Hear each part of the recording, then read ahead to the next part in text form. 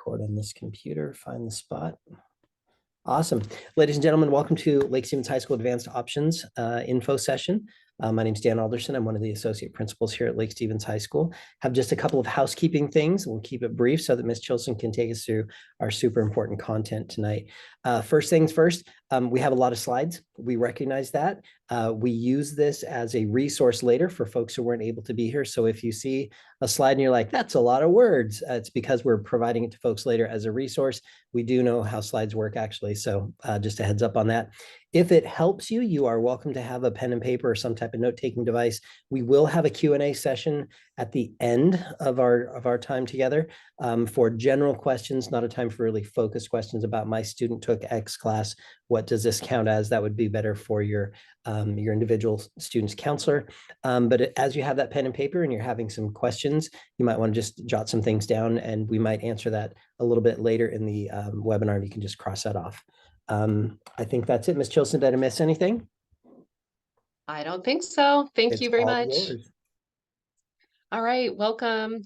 All right, I'm excited to go over this information. I do feel like there are a ton of slides and a ton of links. So thank you for your patience with that.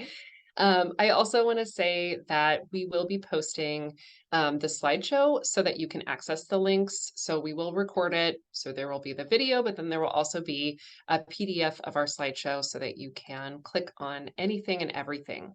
So why are we here talking about advanced options tonight?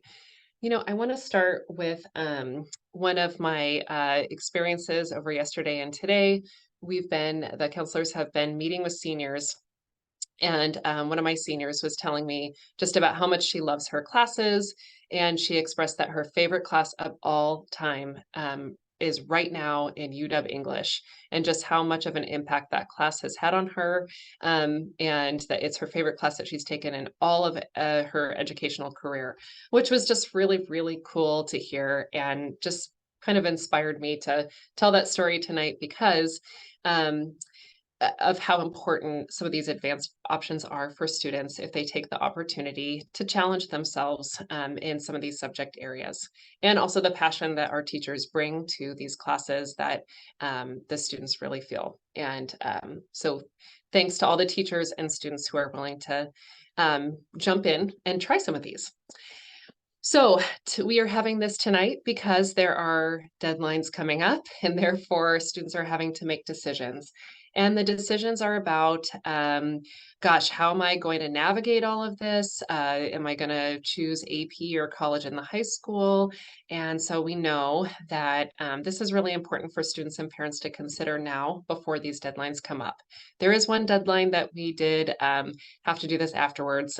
So our UW teachers for both psychology and also UW English classes, they are really, really good about advertising to parents. So every year we kind of have to try and make that decision if we can do it before or after. So as you can see on the slide, the UW application for college and the high school was due in mid-October. So that one is earlier than our presentation. I did put the instructions because we did not just include people who are currently taking AP or college and the high school classes, but we also included everyone with the hopes that this might inspire some people to consider it. So the instructions are there. And of course, those do change every year, but the website should be the same. Also, the AP deadline is coming up. That's November 8th. So that's just in a week. And then for EVCC for college and the high school, new applications are due by no later than December 8th. And registration is starting actually fairly soon. So people can apply earlier and register between November 20th and then no later than January 1st. So just to kind of give you an idea of what's coming up. So tonight we're going to cover a lot of things, and thank you for your patience with this. I did make some copies of the documents that I'll show you, and so if any student wants to stop by and grab any of these copies, I'd love to share those, and then they can bring them home for you all to look through. So first of all, we will do an overview of advanced course options that we offer at Lake Stevens High School. We're going to explore our AP or college and the high school classes a good fit for you right now. how do you choose between AP and college and the high school if there's a choice? So we have a lot of advanced options that are just one or the other, or maybe something even a little bit different. But we do find that students are like, gosh, what do I, if it's both AP and college and the high school, what do I do? So we want to try and help you with that decision. Also, we did want to talk about 504 and IEP accommodations and how those work with advanced options. How do students register? We're going to go over a little bit of the process, or at least I'm going to guide you to the places where you can find the steps for those processes. And then also some research tips for how scores and credits can transfer to universities, so that if you're like, gosh, is this even going to transfer for me if I go to, fill in the blank college? I'll try to help you navigate that a little bit here. Okay, this process, like I said, can be pretty confusing. And we just want to acknowledge that students often have multiple options, and every student is in a different place with their decisions and where they are. So, one student who might really feel like math and science is a strength might not be taking advanced courses in other areas. It really just depends on the student. And we love that it's so like individualized, but also that can make it really hard to explain what you should and shouldn't do. So that's why we always kind of give the information with, and by the way, check in with your counselor to make sure that this is something that you're talking about and working with someone to figure out what is the right fit for you specifically. So I have this slide on here like 4 different times. So don't worry if you're trying to write this information down, you'll have access to it later if you access the slideshow. Okay, what are these opportunities for college or CTE credits through Lake Stevens High School? We have essentially 4 different ways that students can pick up college credits while they're here. So CTE dual credit is one, Running Start is another. That's actually one of our former students pictured there for EVCC, Running Start, and then Advanced Placement or AP, and then college in the high school. And while we have other colleges, not just Everett, Everett is the most common one that we use for our college and the high school classes. So those 4 different ways, they're all reflected on this advanced course offerings page. And I'm actually going to go ahead and open this link because this list can be a bit overwhelming, but I just wanted to show you that if you are looking at this, it gives a brief description, and also due to circumstances beyond our control, sometimes this list can change. So we update this pretty often, and we really try to let you know if anything changes on here as soon as possible, and or look for other options if something has shifted. So I just wanted to show you that this is all by alphabet for the class, name. And then also it gives the college course code. So if you're like, oh gosh, what does AP Euro count as? You can scroll down and, take a look. And again, I have lots of paper copies of this if you want one for to keep at home. And then on the columns, it shows whether it's AP, it shows if it's college and the high school and which college we go through for the college and the high school for that. And then also if it's CTE dual credit, which part of the CTE dual credit options, which either college or group, okay? So just wanted to show you this page because there's clearly a lot of classes, which is amazing. And then let me go back to my slideshow here. I have it laid out just a different way. This is what I like to call the quick view. And this is just the AP and college and the high school options for this year. And so this on this one, I tried to split it up by the college. So here are EVCC options. I have one list of classes that are both college and high school and AP as an option. Then the list of the classes that are just college and the high school. There's University of Washington, which is like our UW English and AP Psychology classes only. Edmonds College, we only go through them for music appreciation. And then there are some classes that are just AP only. So that's just a different way to view this information. So students can use either of these lists if they are trying to plan out future classes. And then of course we have this information in our planning guide.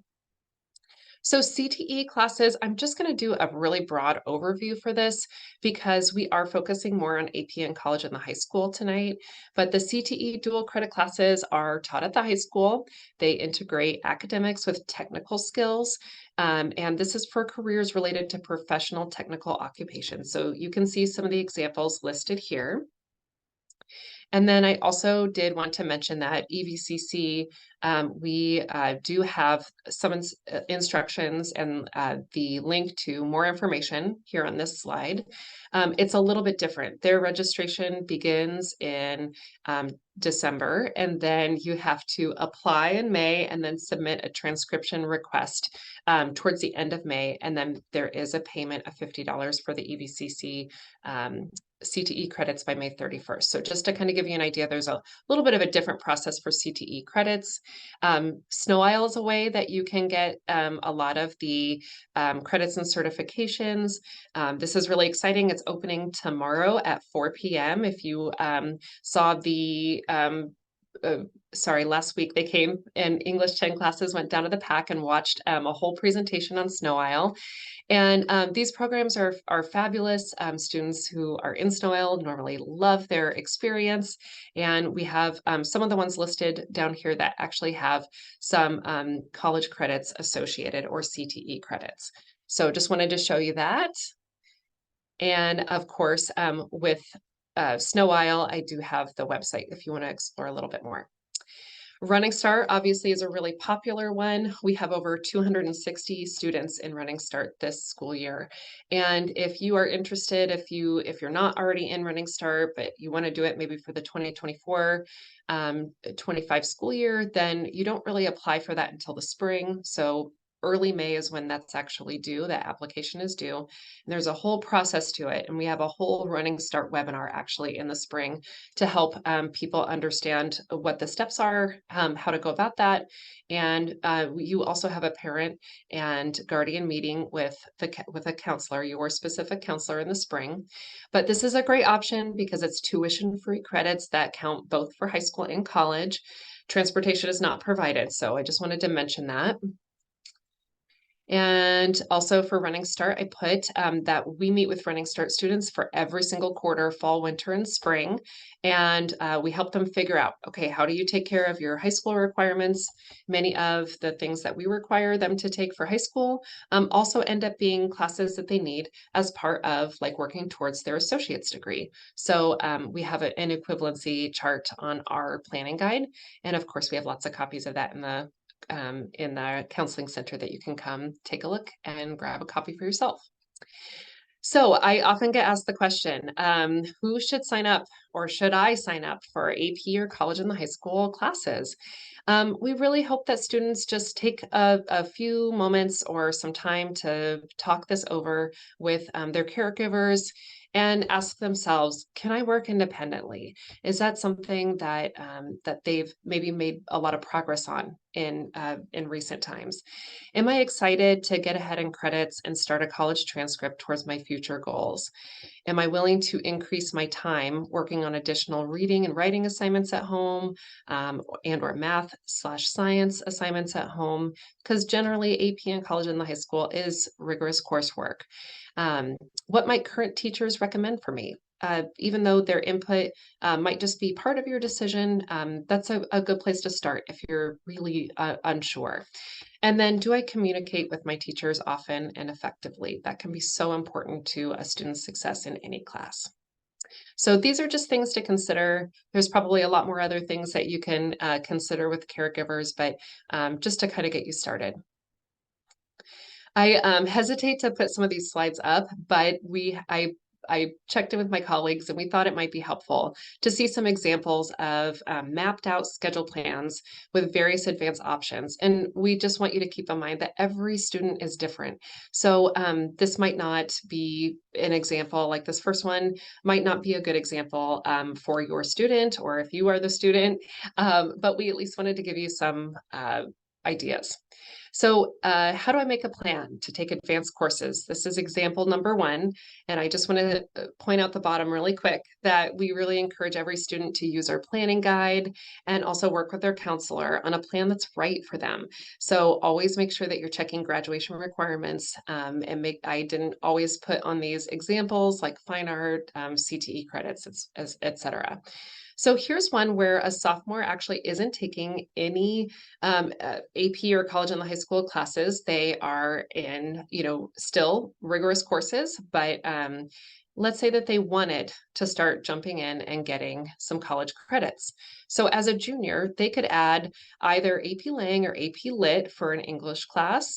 They could add AP US History instead of regular US History. And maybe if they took a world language during their sophomore year, they could take a second year of world language, with which those are college and high school classes. And then let's say that student wants to continue on with that. And clearly I didn't add all of the classes on here, but I just wanted to give you an idea. For a senior schedule, they might want to consider taking either AP Lit if they didn't take it junior year, or UW English. Math after Algebra 2, those classes are college and high school, or some of them AP. So Math 107 or pre-calculus would be good options. For history, they could stick with like civics and CWI, or they could challenge themselves with AP College and High School, AP Gov.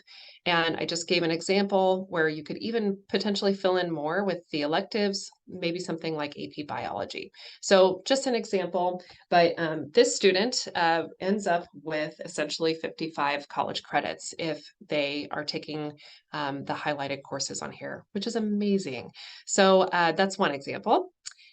Here's another example. And this student does have a couple AP college and high school classes with AP Lang, AP Euro, and junior year, if they want to continue on that course, AP Lit, pre-calculus, AP US History. I put the world language on there if they're taking the second year. And for senior year, they could choose to maybe not take the advanced options and just do senior English electives. They could take journalism, which is a college and high school class, or UW English, another college and high school option. Maybe they want to take either AP Calc or AP Stats. Maybe they take the regular history or challenge themselves with AP Gov. And then again, I have an AP Science as an example. So let's just say that the electives that they filled in here were not college and high school or AP options. The student still could earn 65 to 75 EVCC or UW credits. So just to give you an example, and that kind of depends on whether or not they choose certain English choices here. So we have a lot of students who want to consider running start. So I wanted to give a running start example that, let's say a sophomore is just taking like AP Euro as during the year. Everything else is not AP or college in the high school. And they want to start with running start. And let's say that they keep some classes at LSHS, like pre-calculus and biology, and then they go into a part-time EVCC running start schedule with English 101, the US history equivalent courses, and then let's say like a world language. So sometimes I have students who will take like American Sign Language or something that we might not offer here. And for the senior schedule, let's say they go full-time EVCC and they take the next level of English, they take our history equivalent classes for civics and CWI, math, world language, and 3 more 5-credit classes. This essentially would be 80 college credits if you add it all up. So just to kind of give you some examples. I did want to have a snow aisle example on here too. So a lot of people are like, how do I make snow aisle work? What does that look like? And so here's a sophomore schedule. They don't have any AP or college in the high school classes, but I can just show you how this works. For junior year, they would need English, the next level of math, and US history, and then the rest of their day would be at Snow Isle. And like I said, a lot of those Snow Isle programs do offer CTE dual credits. And then senior year, they do have to get that 3rd year of science. So I have biology in their senior year, but then they need English, and then they need our senior history, and then they can take the rest of their day through Snow Isle. But of course, please always check grad requirements in Skyward just to make sure that all of your credits are in, and Snow Isle does have some equivalent credits as well that we can work with you on. Okay, so where do you find all of this information? We have our planning guide, which has like course descriptions, and it gives all of the options for everything. This also can be a bit overwhelming, so I just wanted to put the link on here, but then also show you something that is probably familiar. Our scheduling forms every year, we work with students to try and make sure that they're during registration picking the classes that they want to take next year. And so just wanted to show you an example of how we list all sorts of options on here. And then of course we do meet with students in small groups, and we can also answer questions about which one is going to be the best fit for them for that next year. So this is all part of the process that we do in February. So if you were a little overwhelmed looking at all those student examples, don't worry, we're here to help. Okay. And again, here's the counselors, and we do have emails, the district cell phone numbers on there. But like I said, a lot of this is done through registration. We're happy to help map out stuff anytime though. Okay, so like I said, our focus is going to be mostly on college and high school and AP. And so I just wanted to point out some of the characteristics of these two. So for example, AP and college and the high school, many classes are both. So that does make it a little bit confusing, but it's all rigorous coursework. They are both taught by vetted staff, and they're both used for college admissions, college placement, credit, sometimes both. And just so you are aware, students who take AP, they take a single test at the end of the experience. And if they get a 3 or higher on the exam, then public universities in Washington will give them some form of credit. And then if it's like a private university, you do have to do some research and see, okay, what score do I have to get in order for this to be able to transfer to my transcript there? For college and the high school, generally, students want to get a C or better in order for that credit to transfer successfully. And it's the end of course grade in that class. So if you are in, for example, pre-calculus, whatever your grade is at the end of semester 1 is your grade for Math 141. So that's just based on your grade that you get here by your Lake Stevens High School teacher. There is a cost to AP, and I have this on a later slide too, but it is $98 per exam. Students who have free and reduced lunch do not have to pay that cost. But this is new this year. It's a great celebration that as of this year, and sounds like moving forward, there is no cost for the college and the high school for students to register for that. Last year, it was $220 per class. There were some help. There were some ways to get around that cost for 2 classes if you were a free and reduced lunch student, but this is a great win for our students. So it's a big change. So we know that students are trying to make these decisions about AP or college and the high school while they're just taking this course, and they really don't have the opportunity yet to apply to colleges, because that doesn't happen till like fall of their senior year at the earliest. They don't have acceptance into most college, most students don't have that this early. If they're a sophomore or a junior, students don't really have the opportunity to send in their scores and find out exactly how they'll transfer or to establish that placement yet. So we know that sometimes students and parents are like, gosh, this seems so early.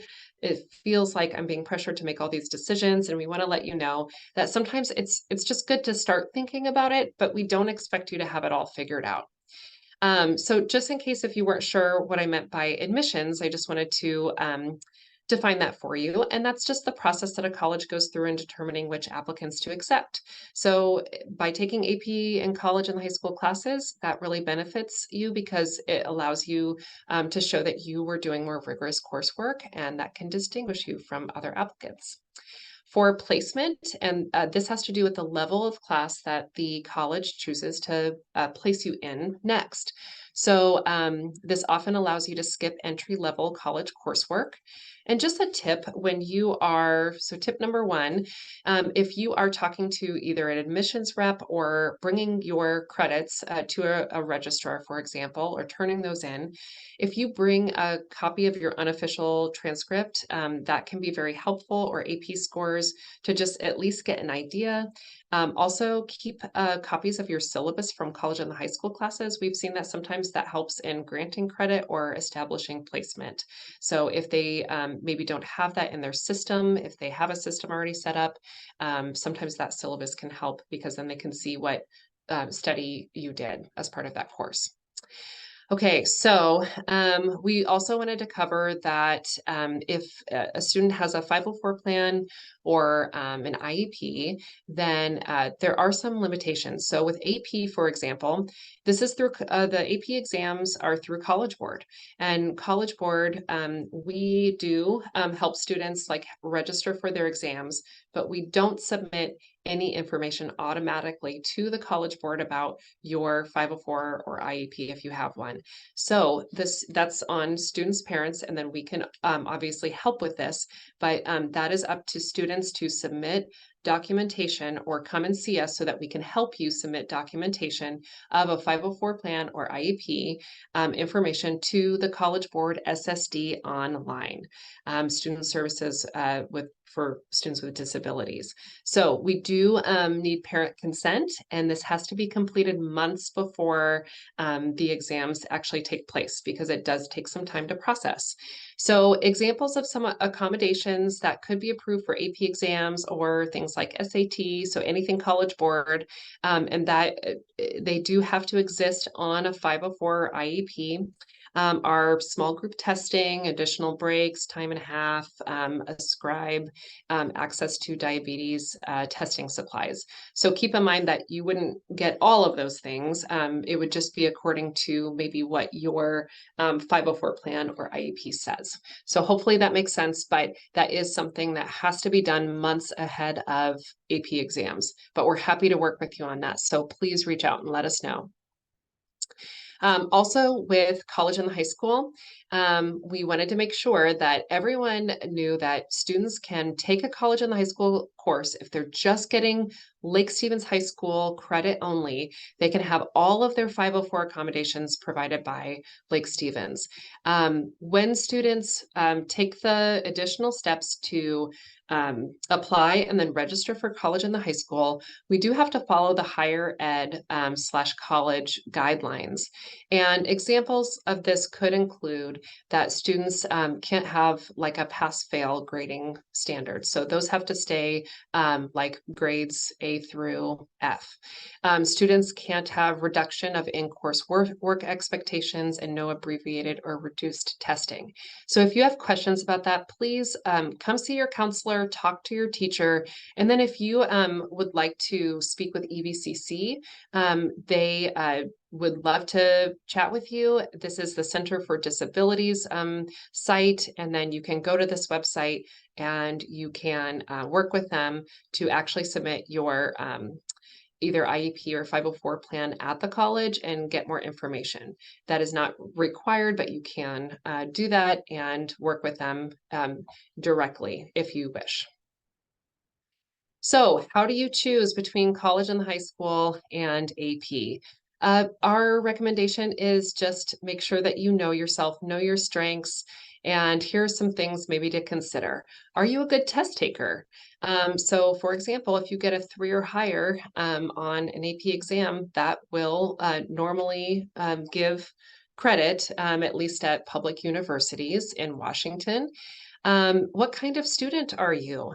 And what grades do you normally have in advanced classes? So college and the high school, I think I mentioned earlier, for it to transfer successfully, you generally have to have a C or better.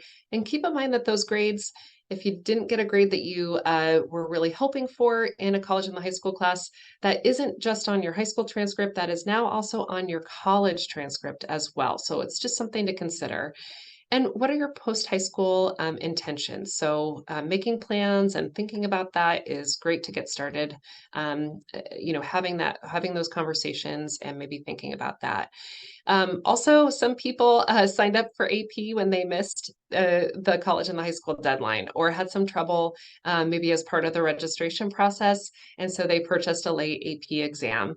So just wanted to give you a heads up that that is a reason why some people went for AP last year and in previous years. Also, there are some financial considerations, and so please reach out and talk to us if you have any questions about this, and we're happy to talk it over with you. Okay, so how do I pay or register or both, depending upon which route you go? So for AP exams, the deadline, like I said, is next week. Here's just a brief look at the schedule. And how you purchase AP exams is, first of all, you do have to join the class. Your teacher has a join code, but that is on myap.collegeboard.org. A lot of students already have an account, but you can always create an account and then join your specific class that you're enrolled in with your teacher's join code. And you have to pay $98 cash, check, or card to Melissa D. She's our business secretary located in the main office. So students can go see her either before or after school or during either lunch. There is also a very convenient online payment site. It's the In Touch Receipting. There is a $1.50 fee, but they just so you know, like the classes should already be on as a possibility for you to purchase. And so you just add those to your cart and then you complete the transaction, and there's the $1.50 fee. If students qualify for free or reduced lunch, they can either complete the transaction online. So make sure that you're not just adding the classes that you are hoping to take the AP exam for to your cart, but you're also submitting and completing the transaction. Or you are also welcome to reach out to me. I'm happy to help you with that so that I can make sure that your AP exams get ordered. Okay. For EVCC, and by the way, there is a $40 late fee if you miss that deadline of November 8th for the AP exam payment. For EVCC, for college and the high school, you do have to apply and register. For students who may already have like a CTC Link account, maybe they did CTE dual credit even back at Caballero, or you've been in Running Start before, or you've gotten college and high school credits before, please do not reapply. Instead, those students will fill out an EVCC dual credit programs update form. So that is a little bit less time consuming, and it does it does complicate things if you reapply. So just make sure, maybe go to CTC Link and check it out and make sure that you don't already have an account.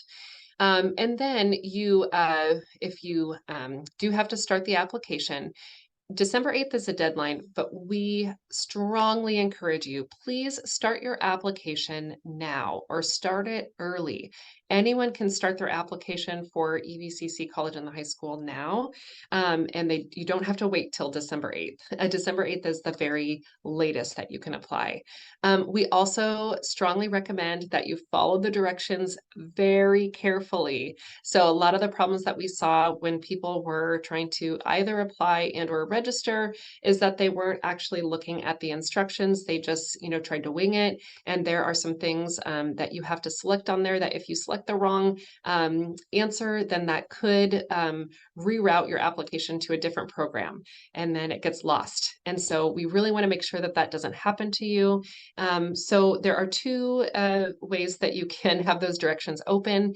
EVCC has a whole slideshow, and it's really great for both application, and then there's a separate slideshow for registration.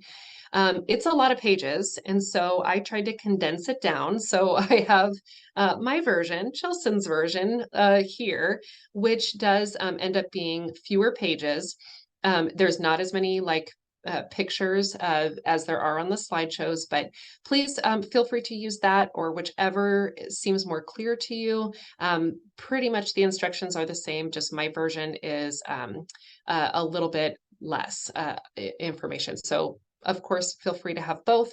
If you'd like to get any paper copies of that, you can come by the counseling center. And then if you are registering for more than 20 credits, you just fill out the EVCC College and the High School maximum credit form, and that will also help you register for those additional classes. We want to make sure that it's clear that we don't have access to the EVCC systems. So we can't look up if you're having technical issues. We have to, alongside you at times, help you reach out to EVCC with those questions. And I just wanted to give you the college and the high school email address, and they do take a couple days sometimes to respond. So just want to be upfront about that. Don't wait if you are if you have a question or if you feel like it's been too long. The application can take a couple of weeks to process, and then if you think something might be off, you want to reach out to them, and sometimes we can also help you with that. But most of the time, you have to go through EVCC. Okay, so AP and college and high school financial help. I think I mentioned this earlier, but free and reduced lunch students, the cost is $0, unlimited. And then there is one free score report, and that is when you actually take the exam, but then you can order one if you're taking multiple AP exams. Like I have a student who's gonna try to take as many AP exams as they can, and they are gonna need to order a score report before like as they're finishing up high school or once all of the scores are in, and then they can take that to the college to see how or if those will transfer. For college and the high school, there is no cost, so we don't have to worry about fee waivers or anything like that this year. Okay, so will my AP and college and the high school credits transfer after high school? With so many colleges and universities in Washington state and also in other states, it's really difficult for us to answer this with all certainty. We do see a very high rate of transfer for both AP and college and the high school credits. So in most cases, the answer is yes. But every university does have sole discretion in whether or not credits will transfer appropriate to the student's degree program. So just keep that in mind that there are some students who end up going to a very small private university who say, none of my credits transferred.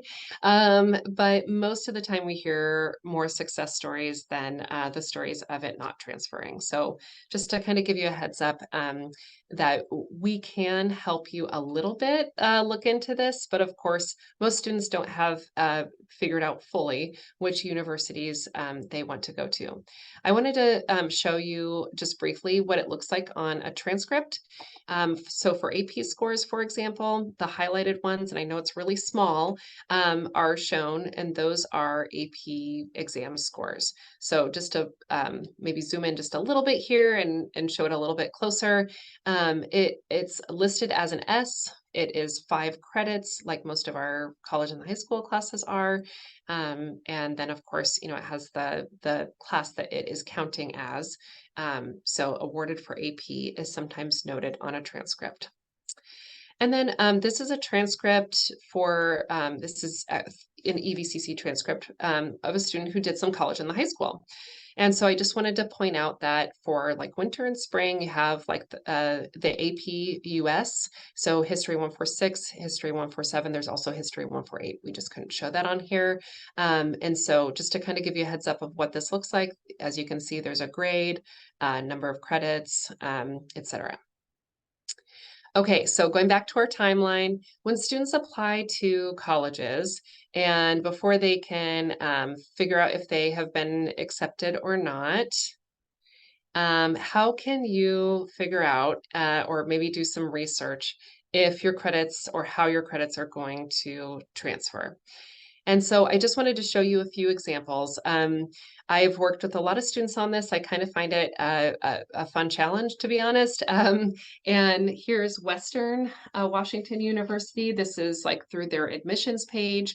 But if a student has taken, like here, clearly I was searching History 146. That's our AP US History class. And I just Googled transfer equivalency Western Washington.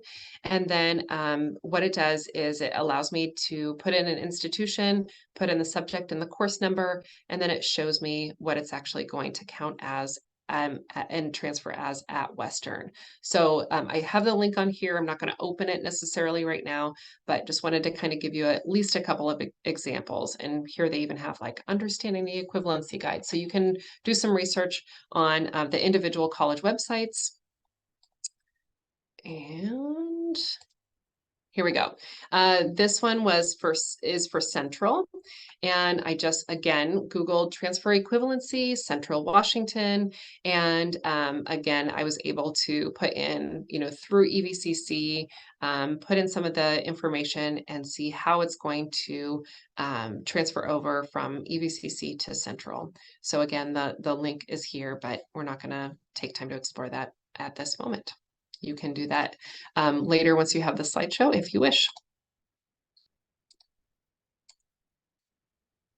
Okay, and then here are the pages for, I know these don't look like links necessarily, but if you click on these, it will give you the advanced placement, how, like what score you have to get, what it will count as.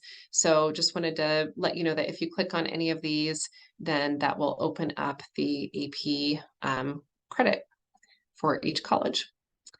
So admissions representatives are the best way to, if you're not finding it directly on a college's website. So admissions representatives or counselors are often divided up by areas of the country if it's a college out of state, or Washington counties if it's in state. So send an email. You can call. With a student the other day, we couldn't find any information, so we finally just called the admissions office, and they said, "Oh, yeah, okay. Sounds like any of those classes would transfer," which was super helpful to the student because she just wasn't sure if she should fill out that application because it was an out-of-state college. Many websites have like something like a chat with a counselor or connect with us virtually option where you could hop on, ask some questions, find out more, tell them what you're taking, and get some feedback. Also, Miss LaFortune in the Career Center, she often hosts colleges for virtual visits, or an admissions rep comes in person for a session. And then also there's a lot of places where you can request information or even go on virtual tours or just go to the college and ask the questions in person if there's that opportunity. So just wanted to kind of give you some ideas for how else you can find out information. So some examples, this probably looks a little overwhelming, but I just wanted to show you how sometimes I will work with students who are like, gosh, I don't know, how might these transfer before I sign up for these classes or sign up for either AP or college in the high school? What would that look like at the UW? And so we just looked up a couple of common classes that our students take, and AP Lang for college and the high school. For this class, it will transfer as English 131, which is 5 credits, and that does include a C for composition. Taking the AP Lang test, if you get a 3, 4, or 5 on the AP exam, that will be English 106. So it's 5 credits. It doesn't include the C. So there's a slight advantage to doing college in the high school for AP Lang if you are really hoping to go to the University of Washington. For AP Calc AB, that is Math 151 and 152. This transfers as college in the high school to 2 5-credit math classes, different numbers, but essentially the same thing. And then if you get a 2 on the AP exam for Calc AB, then it's just placement only into Math 124. If you get a 3, 4, or 5, then that ends up being Math 124. So just the 5-credit class, not the 2. For AP Chemistry, we don't have a college in the high school option, but I just wanted to show you that a 3 on the AP exam gets you like 1 5-credit class, a 4 2 5-credit classes, and a 5 3 5-credit classes. So obviously, like for some classes, the higher your AP score could count as more. For Western, AP Gov is essentially the same thing as long as you get a 3 or above for at Western versus college and high school, for college and the high school or AP. And then for AP Lang, which is English 101, fairly similar. College and the high school, it'll just end up transferring in as English 101. If you take the AP exam, 3 just counts as an elective, but 4 or 5 counts as English elective, and English 101 is waived. So these are just examples of some work that I did with students that I thought might be helpful for you to see. Now, if you're looking at out of state, we can still usually find out the information. It just might take a little bit more effort with communication. So I went into an AP Lit class, and everybody just kind of shouted out some colleges that they were considering. And so I just said, okay, I'll do some research and then I'll get back to you and I'll share this document and you can take a look. So I'm not going to go over all of these. I just wanted to give you some examples. Stanford University, for example, wouldn't take this AP Lit credit if credits were also high school graduation requirements. So some AP can count, but not the AP Lit. So just to kind of give you some ideas of how colleges are answering this question of will this credit or will this AP score transfer or not? Okay, so I know I went over a lot of information. Thank you very much for letting me get through all of that. And again, I have the LSHS counselors up here because I'm happy to answer questions, but truly, I may not know your student if I'm not your, student's counselor. And so the best person to work with is their counselor directly. Obviously, this doesn't have to be done tomorrow, but if you are kind of caught in that in-between decision, talk to your teacher, talk to your caregiver, see if your counselor has some input to give you. We are happy to help talk you through if you are trying to weigh out all of these options and figure this out. I do see that we have one question, and so I'm happy to answer that. If questions came up for you during the presentation, Ms. you are Joseph. welcome. Yeah, go ahead. So folks, depending on what operating system you're on or what device you're on, the Mhm. double chat bubble down in the bottom of your, well, for me, it's on the bottom of my screen, says Q&A. That's where you will access the spot to go ahead and put things in as questions and answers. And so we have slotted out until 7:30 this evening. If we need to stay over just a little bit, we're happy to do that. But I do want to send Ms. Tilson home tonight kind of early because we need her back fresh tomorrow. So Ms. Chilson, Tatiana is asking if a student can register for both AP and college in the high school for a class and decide later which one they'd like to be recognized, and when does the decision have to be made? That is a great question. And actually, one of our staff members here at the high school had his daughter do both AP and college in the high school for some classes in years past. And they found out that they ended up actually getting not just like one credit, but additional credits. I think that's more rare. So normally people do pick one or the other, but you can certainly sign up for college and the high school and pay to take the AP exam both if you wish. We would have to do some research with maybe colleges that your student is considering to see if that would count as just one or possibly both. So I know that's kind of confusing, but it really is up to you. And then also, we just encourage you to do some research to find out if maybe it would be worth it or if it would not be worth it to do both. I know the UW rep said that AP scores are a little bit lower risk because you don't have to submit your AP score. But if you are going to submit your college and high school classes, then those grades, it's just a little bit of a higher risk because what grade you get in the class does go on your college transcript. So hopefully that does help. I see there's a question. I understand for college and the high school deadline for December 8th. So that's for the application. That's the last date that you can apply. But what is the deadline about November 20th to January? That's a great question. So first, students do have to apply. So they have to apply to the college and the high school program to get in the system. And then they actually register for their classes. The registration does involve people entering in a teacher provided code. So for example, the application has to come first. They have to wait for their application to process and then they can register for their class. So application first, registration next, and then the student should be good to go. When does the college and the high school registration open? That's November 20th, but it goes until January 1st, which we will all be probably, still in like holiday break mode and maybe not thinking about college and high school classes, to be honest. So, the school staff won't be available to answer questions, and EVCC might also be on holiday break, so they might not be reachable. So I would definitely recommend to do any and all of the application or the registration process early. You will thank yourself later, especially if there do end up being any technical problems, or if anything comes up where you're just not sure if something went through. It gives you a lot of peace of mind to know that you've done it early, that you have plenty of time to do both steps. Ms. Chilson, Yeah. just another thought.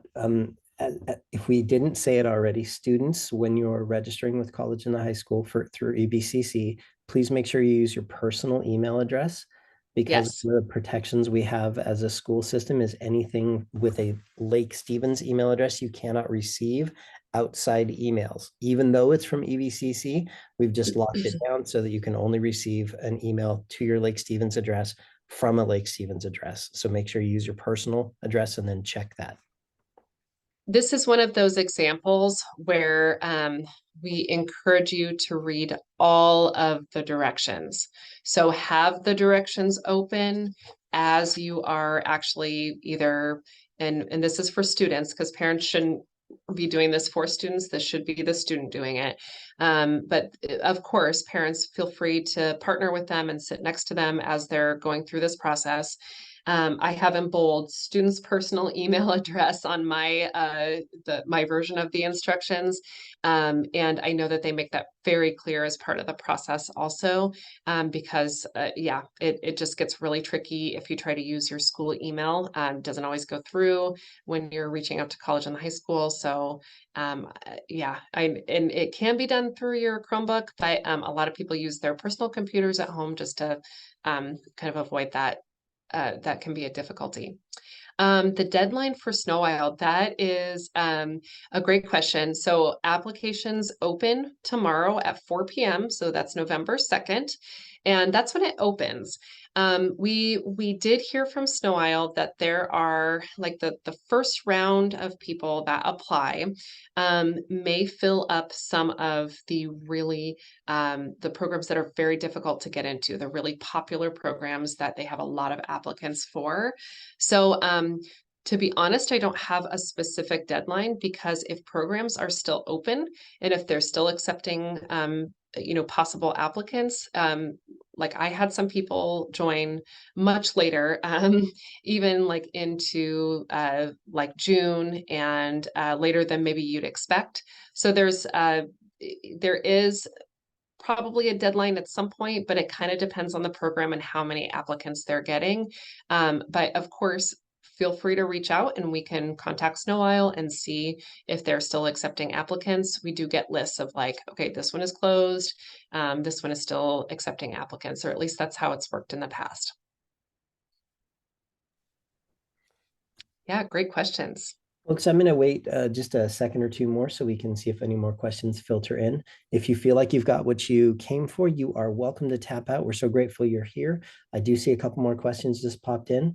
So Clement wants to know, can we register for both EVCC and Snow Isle, or is that even needed? It's fairly, I would say that students can. It's a little tricky because it depends on what you're doing. So I do have some Snow Isle students who are taking some college and the high school classes here at the high school.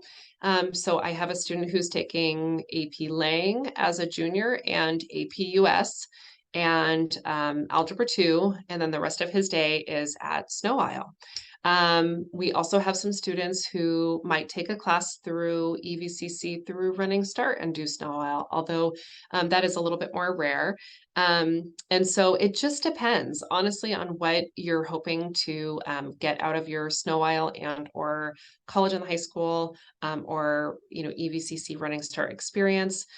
So yeah, I guess the answer is yes, but we would probably want to really sit down and talk with you about that during either registration time, or if you're needing that information sooner, we can certainly talk with you about it earlier than that time. Okay, Dan, do you mind if I go ahead and read this question? Aubrey said, how many credits does Running Start give per class? Running Start does offer a lot of different options, but most of their like English or history or math classes, most of those are 5 credits, which is equal to 1 year for us, or 1 credit. So there are some that are less. There are like some chemistry classes with labs that are a little bit more. So it just depends on the class. And EVCC does have a class schedule if you would like to look through their options. That's a great way just to kind of see what classes they offer and explore some of those options. Well, folks, we appreciate your time tonight. One more question here. Looks like the safer option is to do both college and high school and AP if we want to keep options wide open. Deciding on colleges right now seems hard. I'd agree that deciding Yes, on colleges right now does seem hard. right. And I think that it is individualized whether to Mhm, do both college and the high school and AP, because it's going to be $100 for the AP and free for college and the high school. mhm. Yeah, so there's just a lot to consider. I would say though that, you know, when we hear from UW, their response is normally, if you can do it, go for it. If you can get the college and the high school, it usually doesn't hurt, especially now that college and the high school is free. And if you feel like you can get a decent grade in those classes, then that is a great option. So I think honestly, most people just pick one, either AP or college in the high school. However, it is totally up to you, and you can absolutely do both if you wish. Um, so I don't know. I'm happy to work with you on that, or contact your counselor if you have questions about specific classes, and maybe we can get into it a little bit further with you and your student. All right. Well, Ms. Chilson, thank you so much for your time. Ladies and gentlemen, we are going to be closing the webinar here in just a moment. You still see the LSHS counselors up there by last name. Again, Ms. Chilson is just the one presenting this evening. Your student's counselor by last name would be the expert for your student. Thank you so much for joining us. And Ms. Chilson, again, thank you for putting all this together. Again, this will be available as a recording on our website, probably in the next day or so, both the video and the slideshow as a resource. Thank you. Anything else for the folks tonight, Ms. Chilson? I think that's it, but thank you for your time. I really appreciate it. Very grateful. Bye, folks. Have a great night.